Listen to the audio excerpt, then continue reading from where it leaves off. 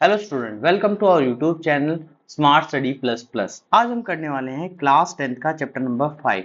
उम्मीद करता हूं इससे पहले वाले जो चैप्टर्स हैं उसकी आपने पूरी वीडियो देख ली होगी। आज बात करने वाला हूं मैं चैप्टर नंबर 5, और ये चैप्टर ना थोड़ा सा ना स्टूडेंट्स के लिए थोड़ा सा ना डिफिकल्ट होता है। कहते हैं कि स्टूडेंट समझ नहीं आता। मैं ये गारंटी लेता हूँ जब ये चैप्टर कंप्लीट हो जाएगा, जितनी भी इसकी वीडियो है, क्योंकि सभी एक्सरसाइज की एक एक वीडियो आएगी, प्लस एक्स्ट्रा क्वेश्चंस की वीडियो आएगी, प्लस प्रीवियस ईयर क्वेश्चंस की वीडियो आएगी। तो जितनी भी वीडियो आएगी उसको देखने के बाद आप गारंटी के साथ ये कहोगे कि मुझे ये क्वेश्चन बड़ा पसंद आया और मैं ये क्वेश्चन कर सकता हूं। तो इसलिए मैं कहता हूं कि जितने भी वीडियो आए कंप्लीट देखना, शुरू से आखिर तक देखना। एक एक चीज बड़े अच्छे तरीके से समझाई जाएगी, आप ध्यान से उन चीजों को समझना। चलो अब बात करते हैं सबसे पहले तीन चीजों के बारे में। इंस्टाग्राम, यूट्यूब और टेलीग्राम। भाई इन तीनों को फॉलो कर लो ताकि लेटेस्ट अपडेट आपको मिलती रहे। चलो अब स्टार्ट करते हैं चैप्टर नंबर 5, अर्थमेटिक प्रोग्रेशन। अब देखो ये चैप्टर जो है इसकी शुरुआत बिल्कुल बेसिक तरीके से करूंगा, एक एक चीज बड़े अच्छे तरीके से समझाऊंगा। चीजें समझनी है ध्यान पूर्वक, और समझना है कि कब क्या चीज लगनी है, क्योंकि दो ही फॉर्मूले हैं और उनमें सबसे ज्यादा कंफ्यूजन रहता है कि कब वो फॉर्मूला लगना है कब नहीं लगना। तो स्टार्ट करते हैं। सबसे पहले बात करते हैं अर्थमेटिक प्रोग्रेशन के बारे में। तो देखो इसका शॉर्ट नेम है एपी। अब से मैं एपी अगर नाम लूंगा तो समझ जाना कि भाई चैप्टर 5 की बात हो रही है। तो देखो कैसे क्या है, एक सीक्वेंस गिवन है हमारे पास 1 3 5 7। ठीक है, इस तरीके से एक सीक्वेंस गिवन है हमारे सामने। अब हमारे सामने सीक्वेंस गिवन है, तो सबसे पहले इस सीक्वेंस को कैसे कहे कि एपी है। तो देखो क्या बात है कि जब भी सीक्वेंस में कॉमन डिफरेंस अगर सेम आता है, जैसे यहां बात करें तो यहां पर कितना गैप है, 2 का गैप है, यहाँ पे भी 2 का गैप है, यहाँ पे भी 2 का गैप है। अगर मैं माइनस करूं 3 में से 1 को तो कितना गैप आएगा, 2 आएगा। इतनी बात है कि ऐसी 5 में से 3 को माइनस करूंगा तो कितना निकल के आएगा, 2 निकल के आएगा। 7 में से 5 माइनस करूंगा तो 2। तो सब में सेम ही आंसर आ रहा है ना, सब में सेम ही गैप है ना, सब में सेम ही डिफरेंस है ना। तो इसको कहते हैं हम अर्थमेटिक प्रोग्रेशन, या एपी का नाम दिया गया है। इसको क्या कहते हैं, इस सीक्वेंस को कहते हैं एपी। समझ आया? तो पहली चीज क्या समझ आई कि भाई साहब अगर कॉमन डिफरेंस सेम मिलता है किसी भी सीक्वेंस का तो उसे क्या कहेंगे, एपी कहेंगे। पहली बात, चलो यहां तक चीजें समझ आई। अब एपी के अंदर हमें क्या चीज चाहिए होती है। तो ये देखो हमारे पास एक फॉर्मूला होता है जिसे हम ए एन कहते हैं। ए एन के नाम है कुछ, मैं उनके नाम भी लिख लेता हूं यहाँ पर। ए एन को हम जनरल टर्म के नाम से भी जानते हैं। जब भी पूछा जाए कि भाई जनरल टर्म फाइंड करो तो ए एन फाइंड करनी है। जब भी पूछा जाए nth टर्म फाइंड करनी है तो ए एन की बात की जाती है। जब भी पूछा जाए कि लास्ट टर्म बताओ तब भी ए एन का ही यूज किया जाता है, ए एन के ही फॉर्मूले यूज। अब ए एन क्या है, ए एन इक्वल टू में ए प्लस में N minus one D. A N equal to में A plus N minus one D. अब यहां पर ये जो ए है, ए को कहते हैं हम फर्स्ट टर्म। ए को क्या कहते हैं, फर्स्ट टर्म। डी को क्या कहते हैं, कॉमन डिफरेंस। और ये निकालने का फॉर्मूला क्या होता है कॉमन डिफरेंस का, पिछले वाली टर्म कह सकते हैं। हमने अभी क्या किया, 3 में से 1 को माइनस किया, 5 में से 3 को माइनस किया, 7 में से 5 को माइनस किया, यही किया ना। तो कह सकते हैं पीछे वाली टर्म में से उससे पहले वाली टर्म माइनस कर दो। या सिंपल सा इसका एक फॉर्मूला होता है A two minus A one, A two minus A one. ठीक है। अब ये जो n है, n का मतलब होता है number of term, number of terms. इतनी बात समझ आएगी। तो ये an का फॉर्मूला है, इसको तुम्हें अच्छे तरीके से याद रखना। अब ये an कब यूज होता है तो ध्यान से समझना। कोई टर्म तुमसे पूछ ली जाए, जैसे यहाँ मेरे पास सीक्वेंस है और बोला कि भाई साहब 12th टर्म बताओ, 12th टर्म बताओ, तो n की वैल्यू कितनी होगी, 12 हो गई। जो पूछी गई है वो इक्वल टू में a प्लस में 12 माइनस वन डी। तो यहां पर फॉर्मूला क्या बन गया, a प्लस में 11d। अब यहां से तुम पहली टर्म निकालोगे, कॉमन डिफरेंस निकालोगे और फॉर्मूले में पुट करोगे। तो जब भी कुछ भी पूछा जाए कि nth टर्म यानी मतलब 12th term, 13th term, 80 term, तो कोई सी भी टर्म पूछी जाए तो ये फॉर्मूला लगाना है। पूछा जाए साफ साफ कि भाई जनरल टर्म कौन सी है तो ये फॉर्मूला लगाना है। पूछा जाए लास्ट टर्म इसकी फाइंड आउट करो इस सीक्वेंस की, तो तब भी यही लगाना है। इतनी बात समझ आई। चलो अब बात करते हैं नेक्स्ट फॉर्मूले की। नेक्स्ट क्या नाम है, नेक्स्ट भैया नाम है एस एन। क्या नाम है, एस एन।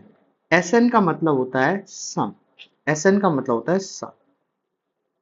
अब इस सीक्वेंस को मैं इस फॉर्म में लिख दूं, इस फॉर्म में लिख दूं यहां पर 1 प्लस 3 प्लस 5 प्लस 7।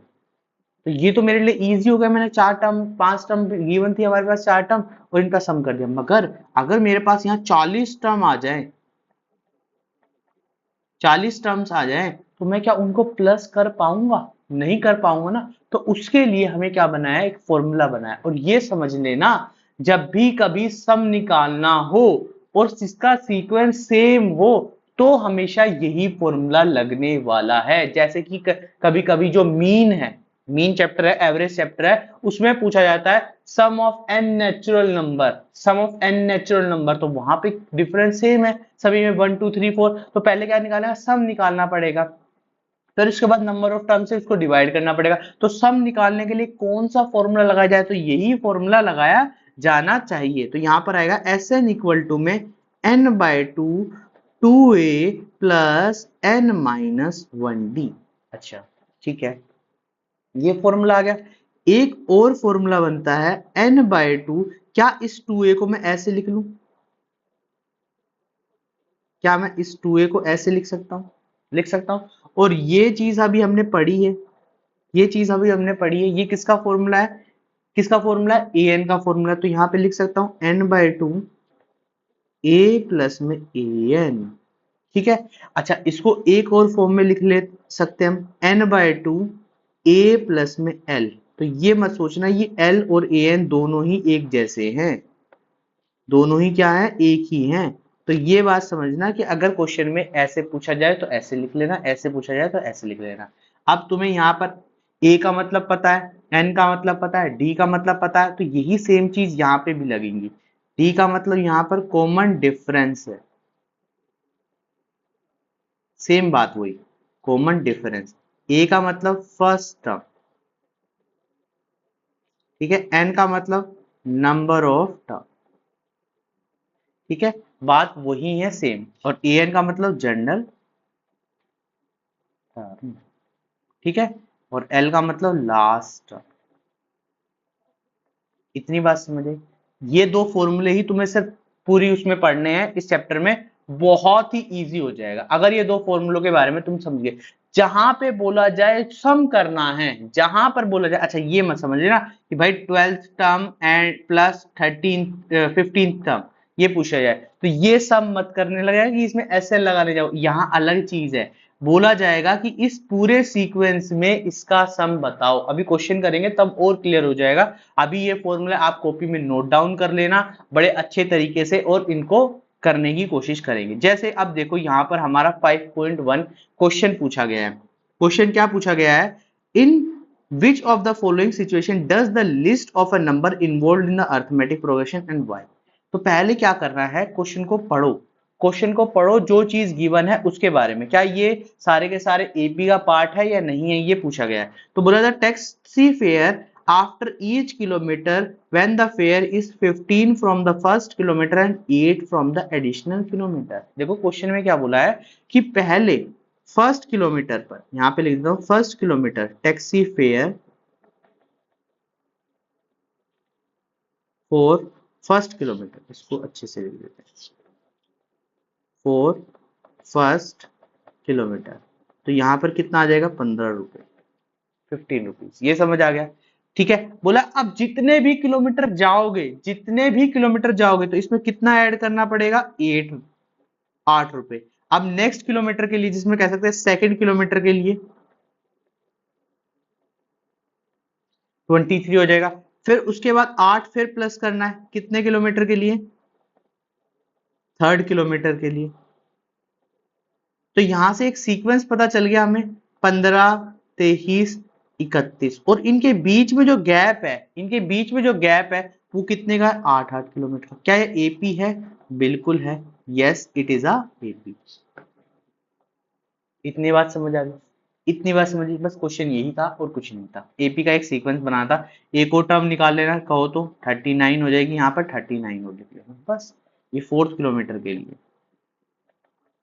बस इतना सा काम करना और इजी हो जाएगा। चलो यहाँ पे क्या बोला है, देखो, the amount of air present in a cylinder when a vacuum pump remove 1/4 of the air remaining in the cylinder at time. तो क्या करना है कि जो इनिशियल वॉल्यूम थी उसको लेट कर लो, लेट इनिशियल वॉल्यूम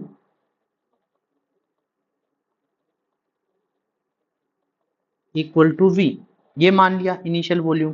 ठीक है, अब हर बार कितना रिमूव हो रहा है, रिमूव कितना हो रहा है, 1 में से 1/4 माइनस कर दो तो 3/4 हो रहा है। ठीक है, पार्ट एयर विल रिमेन, तो इस तरीके से जो वॉल्यूम निकल कर आएगी वो वी आएगी, 3/4 ऑफ वी आएगी। फिर इसके बाद इसी का 3/4 करना है, तो 3/4 निकालूंगा तो कितना आएगा, 3/4 volume into 3/4 of volume of cube. इस तरीके से सीक्वेंस बनता चला जाएगा। और ये एपी नहीं है, कभी भी अगर तुम यहाँ पर ए निकालोगे वी है, डी तुम निकालोगे तो 3/4 वी माइनस वी निकल के आएगा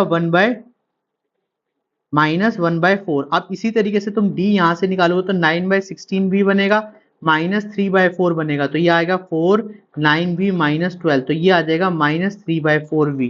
तो ये यहाँ पर सीक्वेंस नहीं है, तो ये एपी नहीं है। नेक्स्ट क्वेश्चन पे बढ़ते हैं। यहाँ पे बोला है cost of a digging a wall after every metre of digging a wall 150 for the first metre. बिल्कुल सेम क्वेश्चन है पहले जैसा कि 150 रुपए पहले पे मिलेंगे,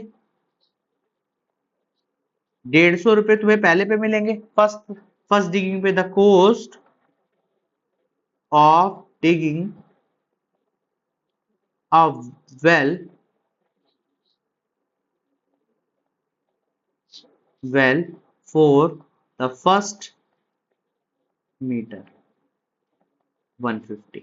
और जितने तुम बढ़ाओगे उतने क्या होते चले जाएंगे, प्लस होते जाएंगे। नेक्स्ट पे 200 रुपीज मिलेंगे, फिर 50 रुपए जोड़ दो, फिर उस पर 250 मिलेंगे। इस तरीके से सीक्वेंस चलता रहेगा। फिर नेक्स्ट पे जोड़ दो, क्या मिलेगा, 300। तो यहाँ पर सीक्वेंस क्या आएगा, 150, 200, 250, 300। तो ये क्या एपी है, सब में क्या है, कॉमन डिफरेंस सेम है। सब में कॉमन डिफरेंस क्या है, सेम है। अगर सबका कॉमन डिफरेंस सेम है तो इसका मतलब हमारे पास क्या है, हमारे पास क्या निकल के आ गया, हमारे पास क्या निकल के आया, एपी। तो ये भी क्या हो जाएगा, यस हो जाएगा। इतनी बात समझ आई। चलो आगे बात करते हैं। अब देखो यहाँ पर बोला the amount of money in the account every year when ₹10,000 is deposit at the compound interest eight 8% per annum. यहां पर बोला है 10,000 रुपए तुम जमा करते हो बैंक में और तुम्हें 8% का इंटरेस्ट मिलता है, मगर किस पर मिलता है, कंपाउंड इंटरेस्ट पे। बचपन में बहुत पढ़ा होगा सिंपल इंटरेस्ट, कंपाउंड इंटरेस्ट। तो कंपाउंड इंटरेस्ट का फॉर्मूला क्या होता था, P1 प्लस R/100 की पावर n माइनस पी, यही फॉर्मूला होता था, यही फॉर्मूला होता था। ठीक है, और अमाउंट का क्या फॉर्मूला होता था, P1 प्लस R/100 की पावर n, ये होता था फॉर्मूला। बोला है द अमाउंट ऑफ मनी, यहां पे क्या निकाला, अमाउंट ऑफ मनी। तो हर साल, अगर मैं पहले साल की बात करूं, फर्स्ट ईयर में जो अमाउंट ऑफ मनी आना है वो कितना आना है, 10,000, 1 प्लस में 8/100 की पावर 1। सेकेंड ईयर में कितनी आनी अमाउंट, ए इक्वल टू में 10,000, 1 प्लस में 8 की पावर 100 की पावर 2।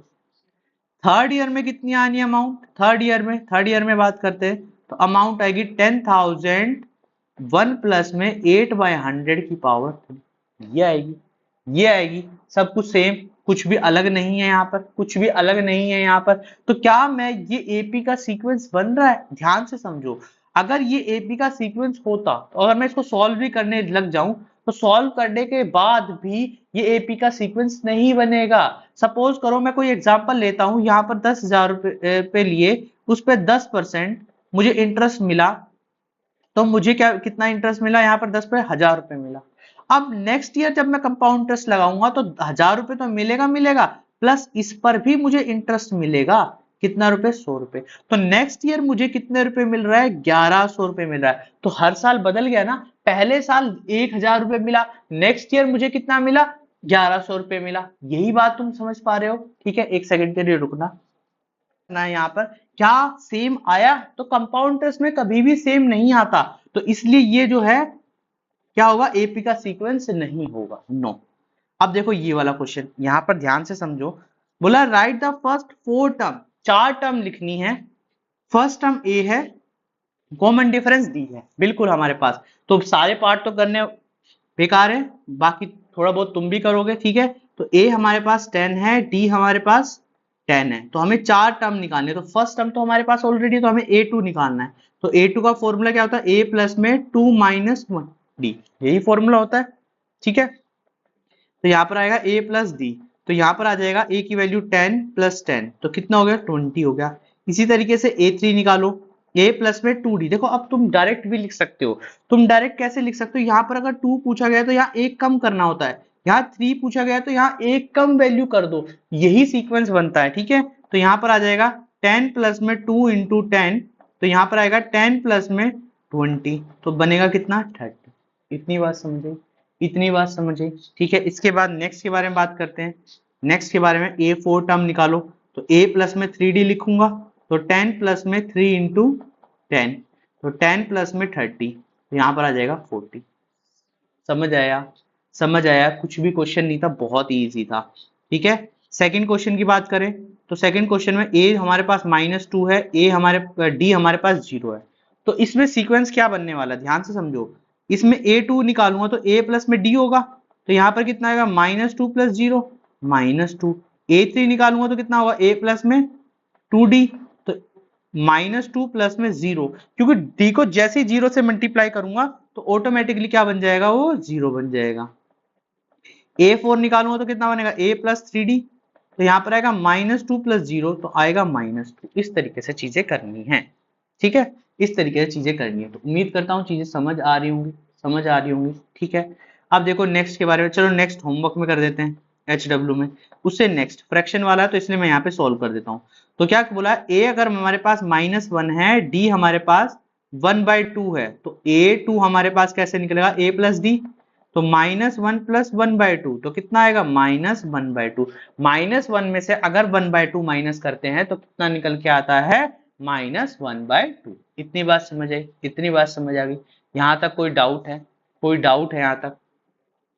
a3 की बात करें, तो a3 कितना आएगा, a प्लस में 2d, तो यहाँ पर -1 प्लस 2 इंटू 1/2, ये इससे कैंसिल, तो -1 प्लस 1, तो आंसर कितना आएगा 0 आ जाएगा।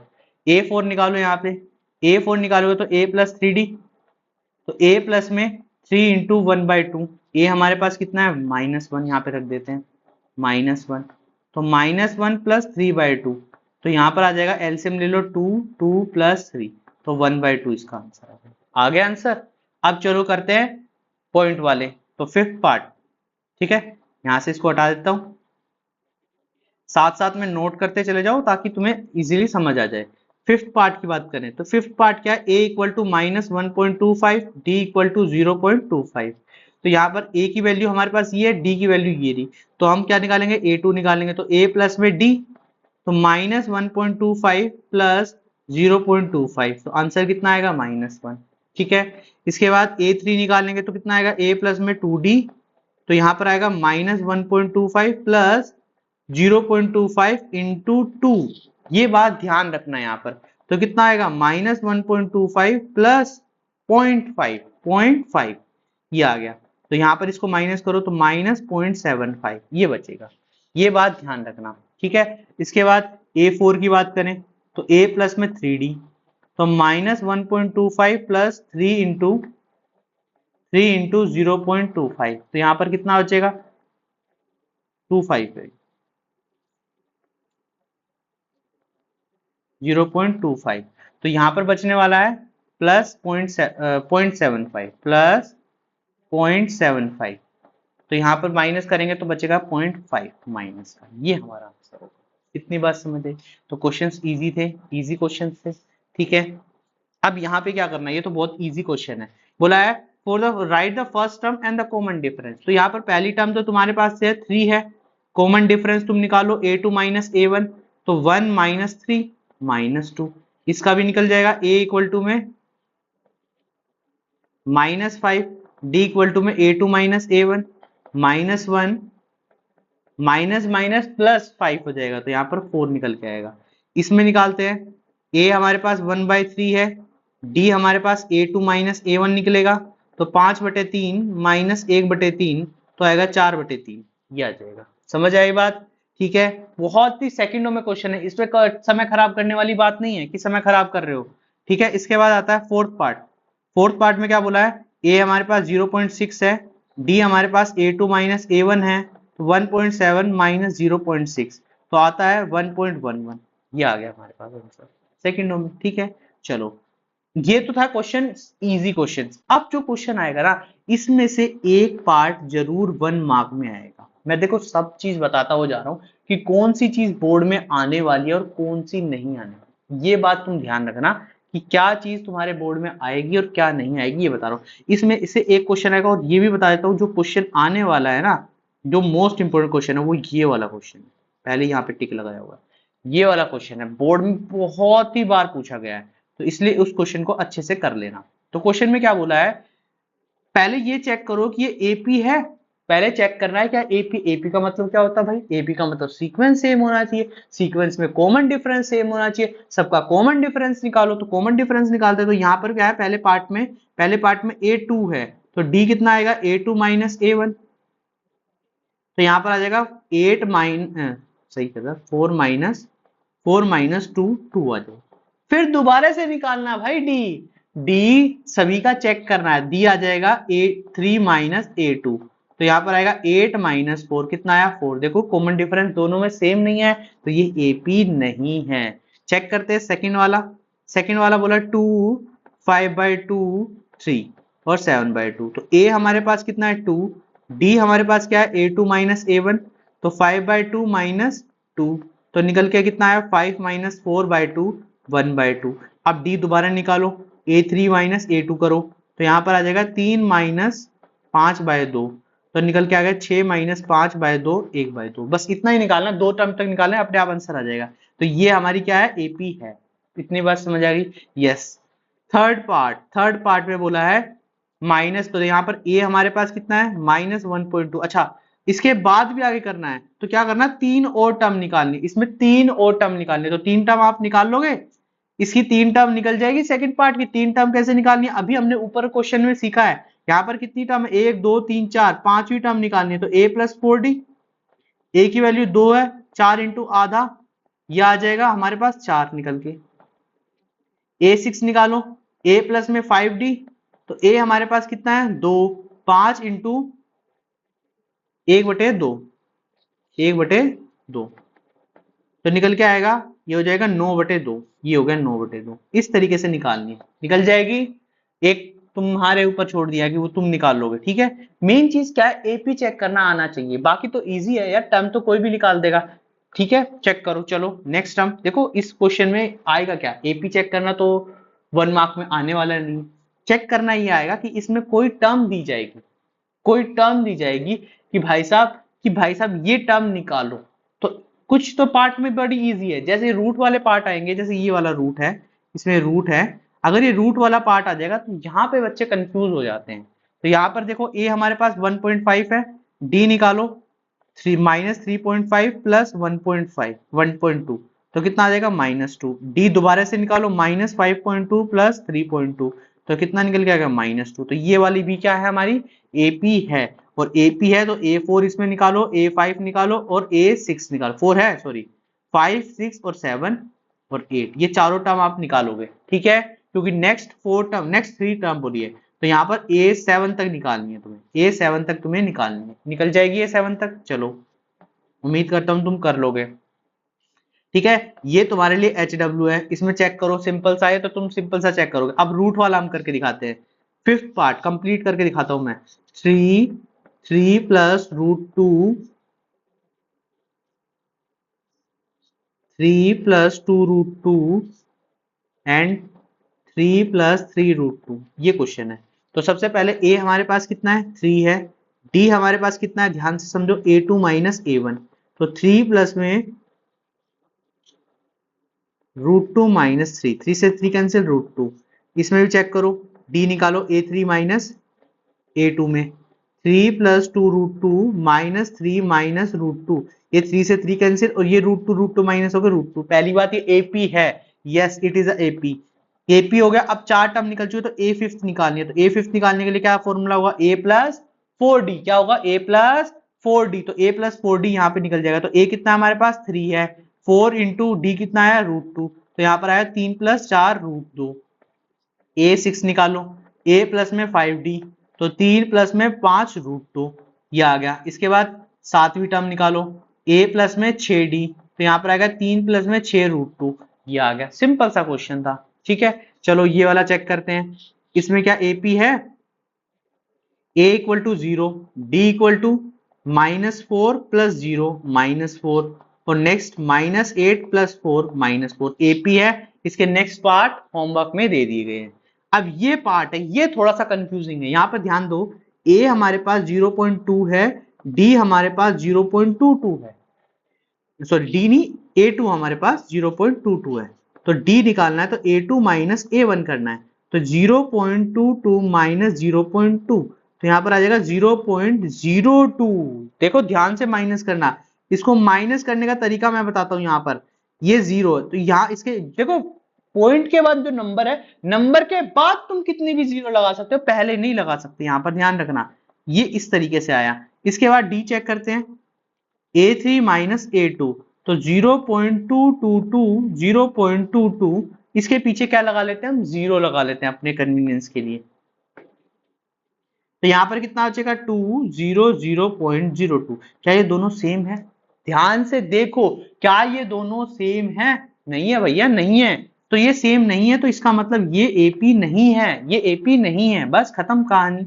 अब ये वाला क्वेश्चन देखो, देखो मैं पहले ही बता देता हूँ, यहाँ पर सबको सीक्वेंस देखते ही पता चल रहा होगा, तो ये वाला होमवर्क में दे देते हैं। आंसर इसका 1/2 ही आएगा, क्योंकि यहाँ पर D 0 आ जाएगा, D 0 आ जाएगा, सीक्वेंस सेम है। तो यहाँ पर ये आंसर -1/2 है, तो ये होमवर्क के लिए दे दिया है। इस वाले सीक्वेंस में देखते हैं, तो पहले A क्या करते हैं, चेक करते हैं, 1 है, D चेक करते हैं, 3 - 1 2 है, और 9 - 3 6 आता है D, तो ये AP नहीं, AP नहीं। चलो इस वाले में भी चेक करते हैं, A हमारे पास 2 है, D हमारे पास A2 - A1 है, तो 2A - A आ जाएगा। D हमारे पास A3 - A2 है, तो 3A माइनस में 2A आ जाएगा, A आ जाएगा। क्या ये AP है, तो इसका फोर्थ पार्ट, फोर्थ तो है, फिफ्थ पार्ट, सिक्स पार्ट और सेवंथ पार्ट तुम निकालोगे। वैसे मैं आंसर बता देता हूँ, 5 पे आएगा, 6 से आएगा और 7 ही आएगा, दिख रहा है सीक्वेंस से। चलो ये वाले में चेक करते, A हमारे पास A है, D हमारे पास A2 - A1 है, तो A² - A, यहाँ पर A कॉमन लूंगा तो A -1 बचेगा, कॉमन लेना है, कॉमन लेके चेक करना है। देखो यहाँ पर D निकालते A3 - A2, तो कितना आएगा, A³ - A², तो A² - A, ये बचेगा। तो ये सॉरी, यहाँ पर कितना बचेगा, A² कॉमन आ जाएगा। यहाँ पर ये दोनों सेम है, मगर A² और A सेम नहीं है, तो ये AP नहीं है, ये AP नहीं है। इतनी बात समझ पा रहे हो बिल्कुल अच्छे तरीके से। अब देखो ये वाला क्वेश्चन, मोस्ट इंपॉर्टेंट क्वेश्चन, यहाँ पर √2 है, यहाँ पर √8 है, √18 है, देखो जब भी क्वेश्चन में इस तरीके से रूट दिखे ना, तो तुम सबसे पहले रूट को सॉल्व करो। अब ये रूट कैसे सॉल्व होगा, ये तो होगा नहीं √2, क्या मैं इसको ऐसे लिख सकता हूं, ऐसे लिख सकता हूं, तो ये इस तरीके से आ जाएगा। दो नंबर सेम होते हैं, उनमें से ये चीज बाहर आ जाती है। क्या मैं इसको ऐसे लिख सकता हूं, ये चीज ऐसे आ जाएगी निकल के, आ गई ना निकल के। अब देखो यहां से A हमारे पास √2 है, D हमारे पास A2 - A1 है, तो 2√2 -√2, तो कितना आ जाएगा, √2। D हम यहां से निकालेंगे A3 - A2, तो 3√2 -2√2, AP है। आ गया समझ, चार टर्म निकल चुके, पांचवी टर्म निकालनी है। तो A प्लस में 4D, A हमारे पास √2 है, प्लस 4√2, तो यहां पर आ जाएगा 5√2, ये आ गया 5√2 आ गया ना समझ। मगर भाई साहब उन्होंने कैसे करके दिया वो ध्यान रखना, ऑप्शन में ये आंसर मिलेंगे, ऑप्शन में ये आंसर नहीं मिलेगा कि 5√2, तो इसको सॉल्व करना है, इसको रूट के अंदर भेजना है। तो ये कितना आ जाएगा, 5 × 5, रूट के अंदर जब जाता है तो डबल हो जाते हैं, और रूट के बाहर आता तो सिंगल हो जाते हैं, ×2, तो यहां पर कितना आ जाएगा, √50। तो ऑप्शन में क्या गिवन होगा, √50 गिवन होगा, और √50 जैसे ही गिवन होगा तो तुम्हें वहां पे सोचना होगा कि भाई साहब √50 गिवन है। इसके बाद A6 निकालना है, तो A प्लस में 5D, तो यहाँ पर आएगा √2 प्लस में 5√2, तो यहाँ पर आ जाएगा 6√2। तो यहाँ पर ये 6 इंटू 6 इंटू 2, 6 इंटू 6 इंटू 2, तो ये आ जाएगा 3672। तो यहाँ पर जो पेयर बनेगा वो √50 का √72 का पेयर बनेगा। इसके साथ A7 भी निकाल देते हैं हम, a प्लस 6d, तो कितना आएगा √2 प्लस 6√2, तो 7√2। तो यहाँ पर आएगा 7 इंटू 7 इंटू 2 49, और यहाँ पर आ जाएगा √98। तो ये हमारे आंसर बनेंगे भाई साहब। तो ऑप्शन में √50 होगा कि इसकी नेक्स्ट टर्म कौन सी होने वाली है, तो √50 होगा, 5√2 नहीं होगा। तो इतना देखकर घबराना मत कि पता नहीं यार क्या है, ये तो हमारा आंसर नहीं है। आंसर को पूरा सॉल्व करो, जब तक तुम पूरा सॉल्व नहीं करोगे जब तक पूरा आंसर नहीं आएगा। इतनी बात समझ आई। चलो अब ये वाला क्या, इसको भी सोल्व कर सकते हैं, इसको भी सोल्व कर, नहीं होता सोल्व, इसको सोल्व कर सकते, चेक कर लो ना, इसको भी नहीं हो सकता, ये भी नहीं हो सकता, चेक करते हैं। ए हमारे पास √3 है, अब डी हमारे पास क्या आ जाएगा, √6 माइनस √3, यहां पर डी कितना आएगा, √9 माइनस √6, इसको तो चलो लिख लेते हैं हम 3 माइनस √6। ये तो सॉल्व नहीं हुआ, सॉल्व नहीं हुआ, तो इसका मतलब हमारा ये एपी नहीं है, एपी नहीं है। समझ आई बात। कुछ और भी कर सकते हैं क्या इसमें, इसको हम ऐसे लिख लें,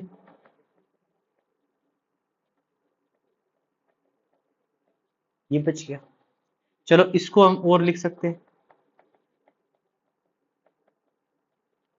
मगर तब भी हमारा आंसर सेम नहीं आएगा भैया, तो ये एपी है ही नहीं। चलो नेक्स्ट पार्ट चेक करते हैं। तो पहले इसको थोड़ा सा सॉल्व कर लो। 1 9 25 49, ए हमारे पास 1 है, डी हमारे पास A2 माइनस A1 है, तो 9 माइनस 1 8 है, डी हमारे पास 25 माइनस 9 है, तो यहाँ पर 16 बचेगा, और आंसर डी का सेम नहीं आ रहा, तो इसका मतलब ये भी हमारे पास एपी नहीं है। अरे वाह भाई, सारे एपी नहीं है क्या, ये 1 आ गया, ये 25 आ गया, ये 49 आ गया, ये 73 आ गया। अब ये देखकर तुम बोलोगे यहाँ पर तो स्क्वायर स्क्वायर है, भाई स्क्वायर को पहले सॉल्व कर लो, सॉल्व कर लो ताकि तुम्हारा एपी बन जाए। तो यहाँ पर ए हमारे पास 1 है, डी हमारे पास 25 माइनस 1 24 है, डी एक और तरीके से निकालेंगे, 49 माइनस 25 24 आ गया ना, इसका मतलब ये एपी है। तो इसका जो सेवंथ पार्ट है, सेवंथ नहीं फिफ्थ पार्ट है, वो निकालना है। तो a प्लस में 4d, तो यहां पर क्या आएगा, ध्यान से समझो, यहां पर आएगा 1 प्लस 4 इंटू 24, तो 1 प्लस 96, यहां पर आएगा 97, ठीक, 97 आएगा, 24 का डिफरेंस है ना, 24 का डिफरेंस, ठीक है।